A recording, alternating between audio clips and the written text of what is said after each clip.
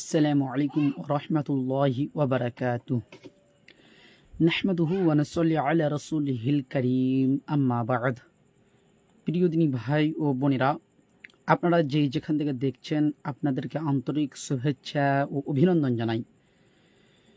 প্রিয় দিনী ভাই ও বোনেরা, আপনারা আগে থেকে অবগত আছেন যে আমরা একদিন পর একদিন লাইভে আসি এবং আপনাদের প্রশ্ন উত্তরের জবাব দিই। সম্মানিত সুধীবৃন্দ, অনেকে আমাদেরকে প্রশ্ন করেছেন হোয়াটসঅ্যাপের মাধ্যমে কিংবা মেসেঞ্জারের মাধ্যমে কিংবা আরও সোশ্যাল মিডিয়ার মাধ্যমে আমাদেরকে প্রশ্ন করেছেন। আজকে সংক্ষিপ্ত তাদের প্রশ্নের জবাব দেওয়ার চেষ্টা করব ইনশাআল্লাহ। হ্যাঁ প্রিয় সুধীবৃন্দ, আজমাল হোসেন ভাই হোয়াটসঅ্যাপের মাধ্যমে আমাদেরকে প্রশ্ন করেছেন যে আসসালামু আলাইকুম ওয়া রাহমাতুল্লাহি ওয়া বারাকাতুহু। সম্মানিত দিনী ভাই, বর্তমান সময়ে একটা বিষয় নিয়ে খুব তোলপাড় সোশ্যাল মিডিয়াতে দেখতে পাচ্ছি, সেটা হচ্ছে যে ঈদে মিলাদুন নবী সাল্লাল্লাহু আলাইহি সাল্লাম উদযাপন করা যাবে কি যাবে না, কোরআন হাদিস এবং সালাফের দৃষ্টিতে বিস্তারিত আলোচনা করবেন ইনশাআল্লাহ। আসসালামু আলাইকুম ওয়া রাহমাতুল্লাহ, গ্রাম দেওতলা থেকে। আচ্ছা, মাশাআল্লাহ, খুব সুন্দর প্রশ্ন করেছেন আজমাল ভাই। ওয়ালাইকুম সালাম ওয়া রাহমাতুল্লাহি ওয়া বারাকাতুহু। জি, ঈদে মিলাদুন নবী সাল্লাল্লাহু আলাইহি ওয়াসাল্লাম উদযাপন করা যাবে কি যাবে না এ সম্পর্কে আহলে হাদিস এবং হানাফি দেওবন্দি একমত যে ঈদে মিলাদুন নবী সাল্লাল্লাহু আলাইহি সাল্লাম উদযাপন করা যাবে না। পক্ষান্তরে হানাফি বেরেলভি আপনার হানাফিদের মধ্যে দুটা গ্রুপ, একটা হচ্ছে হানাফি দেওবন্দি, একটা হচ্ছে হানাফি বেরেলভি। হানাফি বেরেলভিদের দাবি হচ্ছে ঈদে মিলাদুন নবী সাল্লাল্লাহু আলাইহি ওয়াসাল্লাম উদযাপন করা যাবে। সম্মানিত সুধীবৃন্দ, প্রথম কথা মনে রাখবেন, ঈদে মিলাদুন নবী সাল্লাল্লাহু আলাইহি ওয়াসাল্লাম উদযাপন করতে হবে এ সম্পর্কে মুফতি আহমদ ইয়ার খান নাঈমি সাহেব যা আল হক বইয়ের 33 পৃষ্ঠাতে লিখেছেন যে এটা বিদআতে হাসানা। আর আব্দুল্লাহ বিন উমর রাদিয়াল্লাহু তাআলা আনহু স্পষ্টভাবে বলেছেন কিতাবুস সুন্নাহ লিল মারওয়াজি হাদিস নাম্বার 82, কুল্লু বিদআতিন যালালাহ, প্রত্যেকটা বিদআতি হচ্ছে পথভ্রষ্টতা। ওয়া ইন রাহান নাসু হাসানাতান, যদিও মানুষ সেটাকে বিদআতে হাসানাই মনে করুক না কেন, সেটা পথভ্রষ্টতা, সেটা গুমরাহি, তার থাকার জায়গা জাহান্নাম। ওয়াতিব ঈদে মিলাদুন নবী সাল্লাল্লাহু আলাইহি ওয়াসাল্লাম তারাই স্বীকার করছেন যে এটা আপনার বিদআতে হাসানা। আর আমরা সাহাবাদের আমল পাচ্ছি, সাহাবাদের বক্তব্য পাচ্ছি, সাহাবাদের ফতোয়া পাচ্ছি যে বিদআতে হাসানা হচ্ছে পথভ্রষ্টতা, এর পরিণতি হচ্ছে জাহান্নাম। যাই হোক, এতটুকু আলোচনা করলাম আহমদ ইয়ার খান নাঈমির বই থেকে এবং হাদিস থেকে। এবার আমরা সালাফে সালেহিনের মানহাজ থেকে দেখব সালাফে সালেহিন এ সম্পর্কে কি বলেছেন, সেটা সংক্ষেপে আলোচনা করব ইনশাআল্লাহ। সম্মানিত সুধীবৃন্দ, প্রথম নম্বর দলিল হচ্ছে আল্লামা ফাকিহানি রাহিমাহুল্লাহ, যিনি মৃত্যুবরণ করেন 734 হিজরিতে। তিনি স্পষ্টভাবে বলছেন যে আন্না আমাল আল মাউলিদ বিদআতুন মাজমুমাতুন, নিশ্চয় ঈদে মিলাদুন নবী সাল্লাল্লাহু আলাইহি সাল্লাম উদযাপন করা নিন্দিত বিদআত, জঘন্য বিদআত। মাজমুমা শব্দ এসেছে মানে একদম জঘন্য বিদআত। এটা রয়েছে আল হাবি লিল ফাতাওয়া, ইমাম সুয়ুতি রাহমাহুল্লাহর প্রথম খণ্ড 223 পৃষ্ঠা, সুবুলুল হুদা ওয়ার রাশাদ আপনার প্রথম খণ্ড 368 পৃষ্ঠা, রুহুল বায়ান 9 খণ্ড 57 পৃষ্ঠা, তুহফাতুল মুহতাজ 7 খণ্ড 424 পৃষ্ঠার মধ্যে রয়েছে। দলিল নম্বর 2, ইমাম ইবনু হাজার আসকালানি রাহমাহুল্লাহ, যিনি মৃত্যুবরণ করেন 852 হিজরিতে।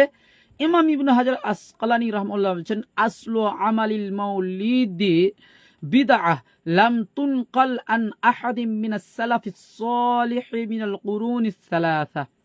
অর্থাৎ মিলাদুন নবী সাল্লাল্লাহু আলাইহি সাল্লাম আসলেই বিদআত, আসলু আমালিল মাউলিদ বিদআহ, অর্থাৎ মিলাদুন নবী সাল্লাল্লাহু আলাইহি সাল্লাম উদযাপন করা আসলেই বিদআত। কেন? লাম তুনকাল আন আহাদিন মিনাস সালাফিস সালিহ মিনাল কুরুনিস সালাসা, অর্থাৎ এই আমল 3 খয়রুল কুরুনের যুগে সালাফে সালেহিন থেকে কোনো প্রমাণ নেই, অর্থাৎ ঈদে মিলাদুন নবী সাল্লাল্লাহু আলাইহি ওয়াসাল্লাম উদযাপন করতে হবে এ সম্পর্কে কোনো প্রমাণ নেই কোরআন হাদিসে। এটা রয়েছে আর রাদ্দুল কাওয়ি প্রথম খণ্ড ৩১ পৃষ্ঠা এবং আল ফাতহুর রব্বানি মিন ফাতাওয়া আল ইমাম শাওকানি দ্বিতীয় খণ্ড ১০৯৩ পৃষ্ঠা, আল মাউলুদুন নবী প্রথম খণ্ড ৫৪ পৃষ্ঠার মধ্যে স্পষ্টভাবে রয়েছে। অতএব ঈদে মিলাদুন নবী সাল্লাল্লাহু আলাইহি সাল্লাম উদযাপন করা স্পষ্টভাবে বিদআত। তাছাড়া দলিল নম্বর ৩, আল্লামা ইবনুল হাজ রাহমাহুল্লাহ যিনি মৃত্যুবরণ করেন ৭৩৭ হিজরিতে, তিনি স্পষ্টভাবে বলছেন ফা ইন খালা মিনহু ওয়া আমিলা তুআমান ফাকাত ওয়া নাওয়া বিহিল মাউলিদ ওয়া দাআ ইলাইহিল ইখওয়ান ওয়া সালিমা মিন কুল্লি মা তাকদ্দাম যিকরুহু ফাহুয়া বিদআহ বিনাফসিনিয়াহ ফাকাত ইয আন্না যালিকা জিয়াদাহ ফি দ্বীন ওয়া লাইসা মিন আমালিস সালিহিল মাযিন। অর্থাৎ যদিও মিলাদ গান বাজনা থেকে মুক্ত হয়, শুধু খানা তৈরি করা হয়, নিয়ত মিলাদের হবে এবং খানার জন্য বন্ধু বান্ধবদেরকে ডাকা হয়, এই কাজটি মিলাদুন নবী উল্লেখিত কর্মসমূহ থেকে পবিত্র হয়, তো এটা শুধু মিলাদের নিয়তের জন্য বিদআত হয়ে যাবে, কেননা এটা দ্বীনের মধ্যে অতিরিক্ত সালাফে সালেহিনের এর তার উপর কোনো আমল নেই। এটা রয়েছে মাজাল্লাতুল বুহুসিল ইসলামিয়াহ ৭৫ খণ্ড ৫০ পৃষ্ঠা, আর রাদ্দু আলাল লামঈ প্রথম খণ্ড ১৪৬ পৃষ্ঠা। সম্মানিত সুধীবৃন্দ, এক কথায় ঈদে মিলাদুন নবী সাল্লাল্লাহু আলাইহি ওয়াসাল্লাম উদযাপন করতে হবে এ মর্মে কোনো হাদিস স্পষ্টভাবে পাওয়া যায় না। এক কথায় আপনার আহমদ ইয়ারকান নাইমি সাহেব যা আল হক বইয়ে স্পষ্টভাবে লিখেছেন, মিলাদ অধ্যায়ে স্পষ্টভাবে লিখেছেন যে মিলাদের প্রমাণ ৩ খয়রুল কুরুনের যুগে ছিল না, ৩ খয়রুল কুরুনের যুগে ছিল না। আর বিদাতের অধ্যায়ে আহমদ ইয়ারকান নাইমি সাহেব লিখছেন যেটা রাসূল সাল্লাল্লাহু আলাইহি ওয়াসাল্লামের যুগে ছিল না, এক কথায় ৩ খয়রুল কুরুনের যুগে ছিল না, সেটা হচ্ছে বিদআত। তা এটা অবশ্যই বিদআত। তাদের লেখনীর মাধ্যমে স্পষ্টভাবে ফুটে উঠছে যে ঈদে মিলাদুন নবী সাল্লাল্লাহু আলাইহি সাল্লাম উদযাপন করা স্পষ্টভাবে বিদআত। হ্যাঁ, ইসমাইল হোসেন ভাই কমেন্ট করছেন, আসসালামু আলাইকুম, ইমাম আবু হানিফার কবর কি পাকা? যদি পাকা হয় তাহলে কারা করলো, জানালে উপকৃত হব। ওয়ালাইকুম সালাম ওয়া রাহমাতুল্লাহি ওয়া বারাকাতুহু। জি ইসমাইল হোসেন ভাই, এই সম্পর্কে আমার সঠিক জানা নেই যে ইমাম আবু হানিফা রাহমাহুল্লাহর কবর পাকা আছে কিনা, এটা সঠিকভাবে আমার জানা নেই, এবং কারা এটা পাকা করেছে সেটাও আমার জানা নেই। হ্যাঁ, তবে হাদিসের মধ্যে কবর পাকা করতে নিষেধ করা হয়েছে। আলাউদ্দিন উর্ফে জেলাপি সাহেব তিনি বলছেন যে এটা নাকি আপনার ইয়াহুদীদের কবর ছিল, যে কবর মানে পাকা, যে কবরকে ভেঙে দিতে বলেছেন ওই কবর নাকি ইয়াহুদীদের কবর ছিল। নাউযুবিল্লাহি মিন যালিক। এই সম্পর্কে কালকে আমার বিস্তারিত ভিডিও আসবে। একদম হাদিস থেকে প্রমাণ করব যে এটা মুসলমানদেরই কবর ছিল, হাদিস থেকে স্পষ্টভাবে প্রমাণ করব, কালকে ইনশাআল্লাহ এটা দেখতে পাবেন। তাকবীরুল ইসলাম রওনাক ভাই কমেন্ট করছেন, আসসালামু আলাইকুম ওয়া রাহমাতুল্লাহি ওয়া বারাকাতুহু। হোয়াটসঅ্যাপে চেক করিয়েন, আলোচনা শেষ করার পর জাযাকাল্লাহু খাইরান। জি ওয়ালাইকুম সালাম ওয়া রাহমাতুল্লাহি ওয়া বারাকাতুহু। জি ইনশাআল্লাহ চেক করব। হ্যাঁ, নূর মোহাম্মদ ভাই কমেন্ট করেছেন যে আসসালামু আলাইকুম, আপনাকে আল্লাহর জন্য খুব ভালোবাসি। আচ্ছা, ওয়ালাইকুম সালাম ওয়া রাহমাতুল্লাহি ওয়া বারাকাতুহু। আহবাবুকাল্লাযী আহবাবতানি লাহু। যে আপনাকে আল্লাহর জন্য খুব ভালোবাসি। হ্যাঁ, আরো অনেকে আমাদেরকে কমেন্ট করেছেন, আরো অনেকেই জানতে চেয়েছেন। আচ্ছা, এক ভাই জানতে চেয়েছেন, আচ্ছা আমরা দেখছি।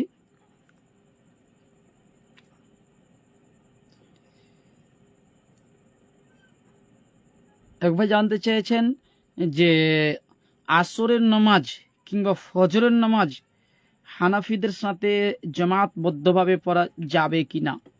আচ্ছা, খুব সুন্দর প্রশ্ন করেছেন যে আপনার আসরের সলাত হানাফিদের সাথে পড়া যাবে কিনা, যেহেতু তারা দেরিতে সলাত আদায় করে। যেমন আমরা আহলুল হাদিস, আমরা মোটামুটি এখন আমি যেই মসজিদে ইমামতি করি ওই মসজিদে এখন আজান হয় ৩:১০ আর জামাত হচ্ছে ৩:২৫।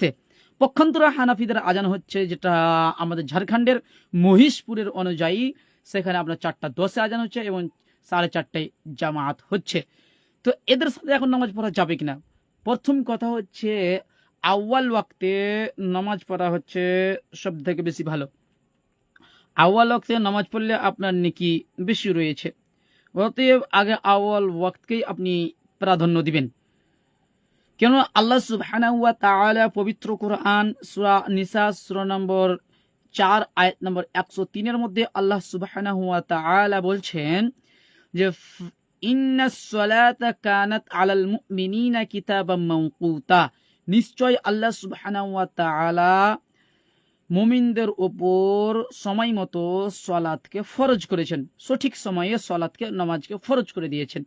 এই আয়াত আমরা স্পষ্টভাবে পেলাম যে আল্লাহ সুবহানাহু ওয়া তাআলা সঠিক সময়ে সালাতকে নামাজকে ফরজ করে দিয়েছেন। এক। 2 নম্বর, যে দেরিতে সালাত আদায় করা এটা একটা মুনাফিকের নীতি। দেরিতে সালাত আদায় করা এটা মুনাফিকের একটা বৈশিষ্ট্য। যেমন সুনানে আবি দাউদ হাদিস নাম্বার 423 নম্বর হাদিস, লক্ষ্য করেন 423 নম্বর হাদিস, আলা বিন আব্দুর রহমান রাহিমাহুল্লাহ থেকে বর্ণিত, তিনি বলেন দাখালনা আলা আনাস ইবনে মালিক রাদিয়াল্লাহু তাআলা আনহু বা'দা যুহরি, আমরা আনাস বিন মালিক রাদিয়াল্লাহু তাআলা আনহুর নিকট গিয়ে দেখলাম জোহরের সালাতের পর। আনাস রাদিয়াল্লাহু তাআলা আনহুকে দেখলাম ফাকামা ইউসাল্লিল আসরা, তিনি আসরের সালাত আদায় করতে দাঁড়িয়েছেন, অর্থাৎ আনাস বিন মালিক রাদিয়াল্লাহু তাআলা আনহু আসরের সালাত আদায় করতে দাঁড়িয়ে গিয়েছেন। ফালাম্মা ফারাগা মিন সালাতিহি, যখন আনাস বিন মালিক রাদিয়াল্লাহু তাআলা আনহু সালাত সম্পূর্ণ করে নিলেন, সালাত নামাজ থেকে মানে ফারিগ হয়ে গেলেন, একদম নামাজ শেষ করে নিলেন, যাকারনা, তখন আমরা বললাম তা'জিলাস সালাহ, যাকারনা, তিনি বলছেন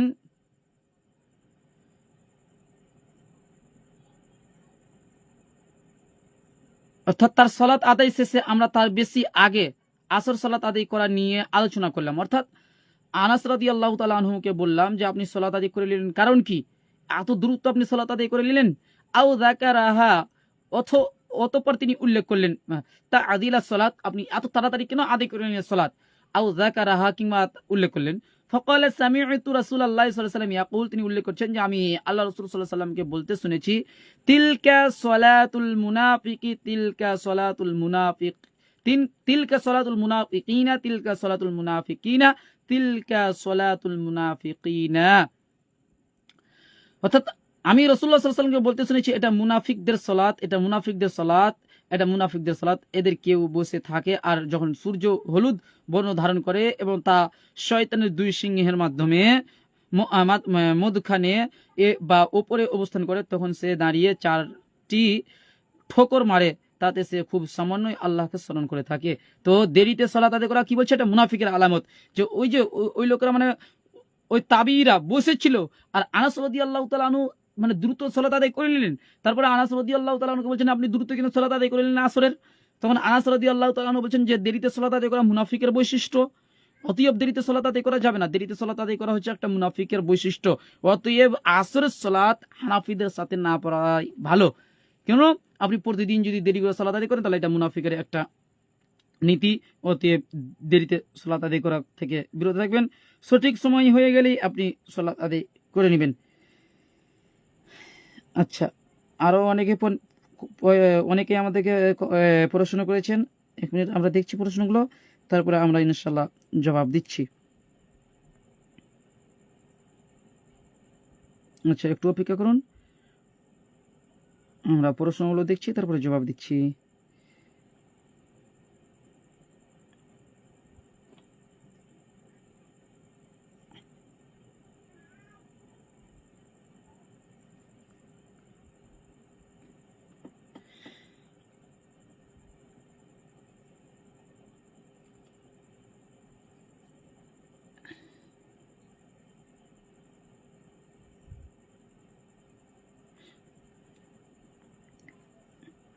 আচ্ছা, নূর মোহাম্মদ ভাই কমেন্ট করেছেন আসসালামু আলাইকুম।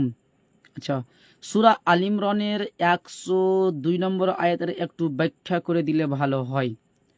আচ্ছা, সূরা আল ইমরানের 102 নম্বর আয়াতে আল্লাহ সুবহানাহু ওয়া তাআলা বলছেন ইয়া আইয়ুহাল্লাযিনা আমানু, হে ঈমানদার গণেরা, ইত্তাকুল্লাহ, তোমরা আল্লাহকে ভয় করো, হাক্কা তুকাতিহি, এবং ওয়ালা তামুতুন্না ইল্লা ওয়া আনতুম মুসলিমুন, এবং তোমরা অতক্ষণ পর্যন্ত মৃত্যুবরণ করো না যতক্ষণ পর্যন্ত তোমরা পূর্ণাঙ্গ মুসলিম না হয়ে যাও, অতক্ষণ পর্যন্ত তোমরা মৃত্যুবরণ করো না। এই আয়াতের ব্যাখ্যা কি?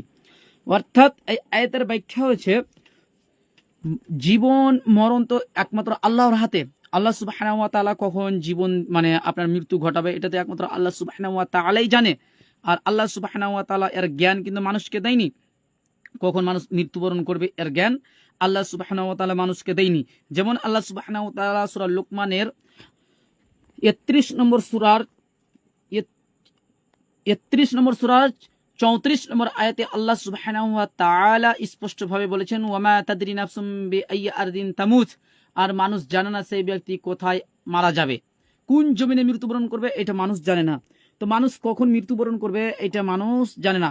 তো আল্লাহ সুবহানাহু ওয়া তাআলা কেন বললেন যে ইয়া আইয়ুহাল্লাযিনা আমানুত্তাকুল্লাহা হাক্কা তুকাতিহি ওয়া লা তামুতুন্না ইল্লা ওয়া আনতুম মুসলিমুন, যতক্ষণ পর্যন্ত তোমরা পূর্ণাঙ্গ মুসলিম না হয়ে যাবে, মুমিন না হয়ে যাবে, ততক্ষণ পর্যন্ত তোমরা মৃত্যুবরণ করো না। এর দ্বারা উদ্দেশ্য কি? এর দ্বারা উদ্দেশ্য হচ্ছে যে যতক্ষণ পর্যন্ত তুমি আহকাম এবং ফরাইজ, অর্থাৎ যেগুলো ফরাইজ রয়েছে তার উপর সঠিকভাবে যতক্ষণ পর্যন্ত আমল না করবেন অতক্ষণ পর্যন্ত মৃত্যুবরণ করবেন না। এই আয়াত যখন নাজিল হচ্ছে তখন সাহাবায়ে কেরাম রাদিয়াল্লাহু তাআলা আনহুম খুব পেরেশান হয়ে গিয়েছে যে আমাদের অবস্থা তাহলে খুব কঠিন হয়ে যাবে। তখন আল্লাহ সুবহানাহু ওয়া তাআলা আরেকটি আয়াত নাজিল করে দিলেন যে তোমরা তোমাদের সম্ভব মতো আল্লাহকে ভয় করো, এই আয়াতটা নাজিল করে দিলেন। তার মানে যে আল্লাহ সুবহানাহু ওয়া তাআলা বান্দাকে বলতে চাইছেন যে তুমি সালাত আদায় করো, নামাজ কায়েম করো, এক কথায় আহকামের ওপর আমল করো, ফারাইজের ওপর আমল করো। কেন? আল্লাহ সুবহানাহু ওয়া তাআলা কখন মানুষের মৃত্যু ঘটাবে তার কোনো ঠিক নেই। অতএব মানে হুকুম আহকামের উপর আমল করে আল্লাহ সুবহানাহু ওয়া তাআলা আপনাকে মৃত্যুবরণ করতে বলছেন। আল্লাহ সুবহানাহু ওয়া তাআলা অন্যত্র বলছেন যে উদখুলু ফিস সিলমি কাফা, তোমরা ইসলামের মধ্যে পরিপূর্ণ দাখিল হয়ে যাও, প্রবেশ করে যাও। তার মানে ইসলামের উপরে প্রবেশ করবেন তাহলে আপনি মানে মুক্তি পাবেন, তাহলে আপনি নাজাত পাবেন, আর নচেত আপনাকে পরকালে জাহান্নামে যেতে হবে। এটাই হচ্ছে এর সঠিক ব্যাখ্যা। বিস্তারিত জানার জন্য ফাথহুল কাদির এবং তাফসীর ইবনে কাসির সূরা আল ইমরানের 102 নম্বর আয়াতটি দ্রষ্টব্য দেখে নেবেন। আচ্ছা, ইন্ডিয়া বাসিরহাট থেকে এক ভাই কমেন্ট করছেন মুরব্বি উহু উহু। আচ্ছা, এটা তো এখন খুব চলছে, এগুলো আমরা মন্তব্য করতে চাই না, আমরা এগুলো নিয়ে কোনো মন্তব্য করতে চাই না। আচ্ছা, আমরা দিনই আলোচনা করতে চাই। হ্যাঁ, নুরুদ্দিন ভাই কমেন্ট করছেন নফল নামাজ আদায় কি বসে পড়তে হবে? জি দেখেন, যদি আপনি দাঁড়িয়ে সলাৎ আদায় করেন তাহলে সব থেকে বেশি ভালো।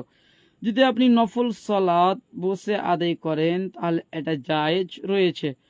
নফল নামাজ যদি আপনি বসে আদায় করেন তাহলে এটা জায়েজ রয়েছে। তো তবে কিন্তু দাঁড়িয়ে সলাৎ আদায় করা ভালো। আচ্ছা, হ্যাঁ, আরও অনেকেই কমেন্ট করেছেন।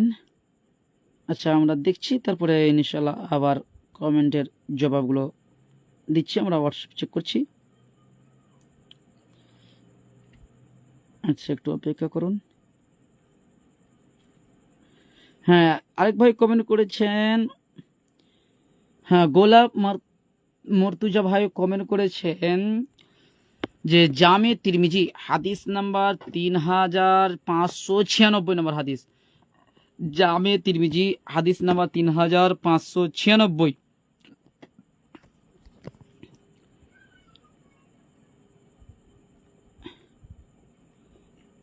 আসসালামু আলাইকুম শেখ, এই হাদিসটি কি সহি জানালে উপকৃত হতাম। আচ্ছা, তিরমিজির 3596 নম্বর হাদিস। চলুন আগে হাদিসটি কি বলছে সেটা আমরা দেখে নিই, তারপরে ইনশাআল্লাহ আমরা সেটা বলছি হাদিসটা কতটুকু সহি। 3596 নম্বর হাদিস দেখেন। 3596 নম্বর হাদিসে বলা হচ্ছে যে আবু হুরায়রা রাদিয়াল্লাহু তাআলা আনহু থেকে বর্ণিত, তিনি বলেন রাসূল সাল্লাল্লাহু আলাইহি ওয়াসাল্লাম বলেছেন সাবাকাল মুফরিদুনা ক্বালু আমাল মুফরিদুনা ইয়া রাসূলুল্লাহ ক্বালা আল মুস্তাহতারুনা ফি যিকরিল্লাহি ইয়াদউ যিকর আনহুম আসকালাহুম ফায়াতুনা ইয়াওমাল কিয়ামাতি খিফাফান ক্বালা আবু ঈসা হাযা হাদিসুন হাসানুন গরীবুন। রাসূলুল্লাহ সাল্লাল্লাহু আলাইহি ওয়াসাল্লাম বলেছেন, হালকা পাতলা লোকেরা অগ্রগামী হয়ে গেছে। সাহাবীগণ বললেন, হে আল্লাহ রাসূল, হালকা পাতলা লোক কারা?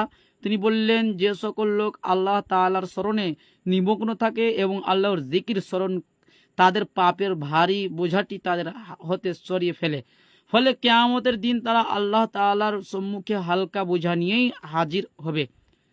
আচ্ছা, এই হাদিসটি সম্পর্কে ভাই জানতে চেয়েছেন। প্রথম কথা হচ্ছে, এই হাদিসের সনদে একজন রাবী রয়েছে যার নাম হচ্ছে উমার বিন রাশিদ। উমার বিন রাশিদ তিনি দুর্বল রাবী, তিনি জয়ীফ রাবী। 2 নম্বর হচ্ছে, এই হাদিসের সনদে আরেকজন রাবী রয়েছে ইয়াহইয়া ইবনে আবি কাসির। ইয়াহইয়া বিন আবি কাসির তিনি মুদাল্লিস রাবী, তিনি এই হাদিসে তাদলিস করেছে। অতএব এই হাদিসটি 2 জনের কারণে জয়ীফ। একজন হচ্ছে আপনার উমার বিন রাশেদ, আরেকজন হচ্ছে ইয়াহইয়া বিন আবি কাসির। কিন্তু এই হাদিসের সাক্ষী স্বরূপ হাদিস রয়েছে, শাহিদ রয়েছে, যেটা হাফিজ জুবর আলী জাই রাহমাহুল্লাহ সুনানে তিরমিজির হাদিস নাম্বার 3596 নম্বর হাদিসের ব্যাখ্যাতে বলছেন, মানে তাহকিকে বলছেন যে ওয়াল হাদিসু সহিহুন, হাদিসটি সহিহ। কেন? বিশাওয়াহিদি দুনা কওলিহি, এই হাদিসের শাহিদ সাক্ষী স্বরূপ হাদিস রয়েছে। ইয়াজাউ যিকর অর্থাৎ শেষ অংশে যে উল্লেখ আছে ইয়াজাউ যিকর, এই অংশটা ছাড়া এই হাদিসটা সহিহ। প্রথম তিনি বলছেন ইসনাদুহু যয়ীফ, হাদিসটার সনদ যয়ীফ। কেন? উমর বিন রাশিদ আছে যয়ীফ, ওয়াল হাদিসু সহিহুন বিশাওয়াহিদি দুনা কওলিহি, কিন্তু এই হাদিসের শাহিদ থাকার কারণে ইয়াজাউ যিকর এই অংশটা বাদ দিয়ে হাদিসটা সহিহ। আচ্ছা, আশা করছি ভাইজান এই বিষয়টা স্পষ্টভাবে ফুটে উঠেছে। আচ্ছা, এমডি জাকারিয়া ভাই কমেন্ট করছেন যে কিভাবে জয়েন হব। ভাই আজকে আমরা জয়েন করব না, আজকে আপনি কমেন্টের মাধ্যমে আমাদেরকে প্রশ্ন করতে পারবেন, তারপরে আমরা জবাব দেব। আচ্ছা, জয়েন আমরা পরশু দিন করবো, আবার পরশু দিন লাইভ আসবো, সেদিন করব। শাহজামাল শেখ ভাই কমেন্ট করছেন, মাগরিবের পরে 2 রাকাত সুন্নাত না পড়লে কি গুনাহ হবে? ভাইজান একটু দয়া করে বলবেন। আচ্ছা, খুব সুন্দর প্রশ্ন করেছেন যে মাগরিবের পরে 2 রাকাত সুন্নাত আদায় না করলে কি গুনাহ হবে। প্রথম কথা হচ্ছে, এটাকে প্রতিদিন মানে নিয়ম বানিয়ে দেওয়া সঠিক হবে না, যে আপনি প্রতিদিন পড়বেন না, এটা সঠিক হবে না। যদি মাঝে মধ্যে আপনি আধ একদিন ছেড়ে দেন তাহলে আশা করছি গুনাহ হবে না। আর যদি আপনি প্রতিদিন এটাকে যদি আপনি নিয়ম বানিয়ে নেন তাহলে এটা গুনাহ হয়ে যাবে। প্রতিদিন অতএব মানে এটাকে নিয়ম বানিয়ে নেওয়া যাবে না। কেন? সহিহ বুখারীর মধ্যে হাদিস আছে, আল্লাহ নবী সাল্লাল্লাহু আলাইহি ওয়াসাল্লাম বলেছেন, সহিহ বুখারী হাদিস নাম্বার 563 নম্বর হাদিস। হাদিসটি কি? যে আল্লাহ নবী সাল্লাল্লাহু আলাইহি ওয়াসাল্লাম বলেছেন, ফামান রাগিবা আন সুন্নতি ফালাইসা মিন্নি, যেই ব্যক্তি আমার সুন্নাহ থেকে মুখ ফিরিয়ে নিবে ওই ব্যক্তি আমার দলভুক্ত নয়, আমার উম্মত নয়। অতএব মানে আপনি প্রতিদিন এটা নিয়ম বানিয়ে নেবেন না, যদি আধ একদিন হয়ে যায় তাহলে এটা সমস্যা হবে না ইনশাআল্লাহ। কেন? নফল সালাতের গুরুত্ব অনেক রয়েছে, সুন্নাত সালাতের গুরুত্ব অনেক রয়েছে। ফরজের মাঠে যদি আপনার ফরজ সালাতের কিংবা নেকির যদি আপনার কমতি হয়ে যায়, তখন আপনার নফল সালাত দিয়ে, নফল ইবাদত দিয়ে সেটাকে পূর্ণ করা হবে। আশা করছি বিষয়টি স্পষ্টভাবে ফুটে উঠেছে। আমি মাহমুদ বিন কাসিমের মুখে শুনেছি ফরজ সালাতের পর আয়াতুল কুরসি পড়ার হাদিস জয়ীফ। আচ্ছা, আমাদের তাহকিক এবং গবেষণা যেটা আছে আয়াতুল কুরসির হাদিস আমরা যতটুকু জানি ততটুকু হচ্ছে সহি। যদি জয়ীফ হয় তাহলে পরবর্তীতে ইনশাআল্লাহ আমরা তাহকিক করে সেটাকে বলে দেব। তারপরেও 1 মিনিট আপনারা অপেক্ষা করুন, দেখি আয়াতুল কুরসির হাদিস কতটুকু সঠিক রয়েছে। 1 মিনিট। জি, আয়াতুল কুরসির হাদিস এটা সহি হাদিস। কেন? দেখেন এই হাদিসটা রয়েছে কোথায় রয়েছে সেটা আমি রেফারেন্স দিয়ে দিই। ইমাম নাসাই রাহমাহুল্লাহর আসনানুল কুবরা লিন নাসাই হাদিস নম্বর 9928 নম্বর হাদিস, এবং আমালুল ইয়াউমি ওয়াল লাইলা হাদিস নম্বর 100। সেখানে বলা হচ্ছে যে রাসূলুল্লাহ সাল্লাল্লাহু আলাইহি ওয়াসাল্লাম বলেছেন, মান ক্বারা আয়াতুল কুরসি, যেই ব্যক্তি আয়াতুল কুরসি পড়বে, ফি দুবুরি কুল্লি সালাতিন মাকতুবা, প্রত্যেক ফরজ সালাতের পরে যেই ব্যক্তি আয়াতুল কুরসি পাঠ করবে, লাম ইয়ামনাহু মিন দুখুলিল জান্নাহ ইল্লা আন ইয়ামুতা, তাহলে ওই ব্যক্তিকে জান্নাত থেকে কেউ বাধা দিতে পারবে না, শুধুমাত্র মত, মানে ওই ব্যক্তি মৃত্যুবরণ করলেই ওই ব্যক্তি জান্নাতে যাবে। এই হাদিসের সানাদ হাসান। ইমাম ইবনে হিব্বান রাহমাহুল্লাহ এই হাদিসের সনদকে সহি বলেছেন এবং হাফিজ ইবনে হাজার আসকালানি রাহমাহুল্লাহ তিনি ওই একই মত ব্যক্ত করেছেন, যেটা ইত্তেহাফুল মাহরা ইবনে হাজার আসকালানি 6 খণ্ড 259 পৃষ্ঠা হাদিস নম্বর 648 নম্বর হাদিসে স্পষ্টভাবে রয়েছে। অতএব হাদিস হাসান, এর উপরে আমল করা যাবে, কোনো সমস্যা নেই। আচ্ছা, এই সম্পর্কে হাফিজ জুবালি জাই রাহমাহুল্লাহকে প্রশ্ন করা হয়েছে। হাফিজ জুবালি জাই রাহমাহুল্লাহকে প্রশ্ন করেছেন একজন ভাই, যেটা আপনার রয়েছে ফাতাওয়া ইলমিয়ার মধ্যে রয়েছে, প্রশ্ন করছে পৃষ্ঠা নম্বর 668 নম্বর पृष्ठ प्रश्न করছে, क्या हर नमाज के बाद आयतुल कुर्सी पढ़कर जन्नत में जाने वाली हदीस की सनद दुरुस्त है? অর্থাৎ প্রত্যেক ফরজ নামাজের পর আয়াতুল কুরসি পাঠ করে জান্নাত যাওয়ার হাদিসটি কি সঠিক? প্রশ্ন করছেন। তো হাফেজ জুবরাল জাই রাহমাহুল্লাহ জবাব দিচ্ছেন যে इमाम नासाई की अस्सुनानुल कुबरा और अमल यौम व लैला में है कि रसूलुल्लाह सल्लल्लाहु अलैहि वसल्लम ने फरमाया, जो शख्स हर नमाज के बाद आखिर में यानी बाद में आयतुल कुर्सी पढ़ता है तो उसे जन्नत में दाखिल होने से मौत के अलावा कोई चीज नहीं रुकती। স্পষ্টভাবে বলছেন। তারপরে বলছেন, এই যে হাদিস উল্লেখ করলেন, তারপরে বলছেন इसकी सनद हसन है, उसे इब्ने हिब्बान ने भी सही कर दिया है। देखिए इत्तेहाफुल माहरा হাদিস নম্বর 648। অতএব এই হাদিসটা সহি, অতএব হাদিসটা গ্রহণযোগ্য, কোনো সমস্যা নেই। আচ্ছা, জেহেদুল খান ভাই কমেন্ট করছেন যে বলছিলাম জানাজার নামাজে ডান দিকে সালাম ফিরিয়ে ছেড়ে দিতে হবে না বাম দিকে আবার ফেরাতে হবে? দেখেন, সালাম একদিকেই ফেরাতে হবে, ডান দিকে ফিরা এটাই হচ্ছে সুন্নাত। একদিকেই ফিরাতে হবে, এটাই সুন্নাত। দুই দিকে সালাম ফিরাতে হবে মর্মে যে হাদিসগুলো আছে প্রত্যেকটা হাদিস জয়ীফ, একটাও হাদিস সহি নাই। এই জন্য সঠিক হচ্ছে যে দুই দিকে সালাম ফিরা না ফিরিয়ে একদিকে সালাম ফিরা, এটাই হচ্ছে সঠিক।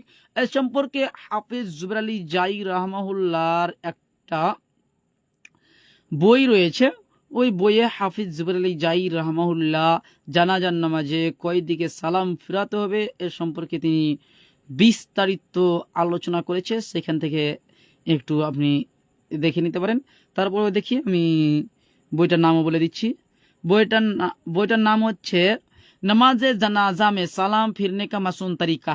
এই বইয়ে হাফিজ জুবরালি জাই রাহমাহুল্লাহ বিস্তারিত আলোচনা করেছে দোনো তরফ সালাম ফিরনা আর উসকে দালাইল। পৃষ্ঠা নম্বর 39 থেকে আলোচনা করে 3 নম্বর পৃষ্ঠা থেকে 39 নম্বর পৃষ্ঠাতে আলোচনা করেছে এবং দুই দিকে সালাম ফিরানোর হাদিসগুলোকে খণ্ডন করেছে। অতএব এই হাদিসগুলো একটা গ্রহণযোগ্য নেই। আচ্ছা, আব্দুল কাবির ভাই কমেন্ট করছেন, আসসালামু আলাইকুম, কেমন আছেন মৌলানা? জি ওয়ালাইকুম সালাম ওয়া রাহমাতুল্লাহি ওয়া বারাকাতুহু। জি আলহামদুলিল্লাহ, খুব ভালো আছি, আপনি কেমন আছেন? জি শুকরিয়া, জাযাকুমুল্লাহু খাইরান ওয়া আহসানাল জাযা। আমরা মোটামুটি আধা ঘন্টার মতো লাইভে ছিলাম আজকে। আবার ইনশাআল্লাহ আমরা লাইভে আসবো আগামী পরশুদিন আমরা লাইভে আসবো। কালকে লাইভে আসা হবে না। কালকে আমি আলাউদ্দিন জিহাদির যে বক্তব্যটা রয়েছে যে রাসূলুল্লাহ সাল্লাল্লাহু আলাইহি ওয়াসাল্লাম যে কবর ভাঙতে বলেছেন, ওই কবর নাকি মানে পাকা কবর যেটা ভাঙতে বলেছেন ওটা নাকি ইহুদিদের কবর, মুশরিকদের কবর, এই ভিডিওটার আগামীকাল জবাব আসছে ইনশাআল্লাহ। সেটা লাইভের মাধ্যমে নয়, সেটা মানে ভিডিওর মাধ্যমে জবাব আসবে। আর আমরা পরশুদিন আবার লাইভে আসবো ইনশাআল্লাহ। তাহলে আজকের মতো আমরা এখানে বিদায় নিচ্ছি। আসসালামু আলাইকুম ওয়া রাহমাতুল্লাহি ওয়া বারাকাতুহু।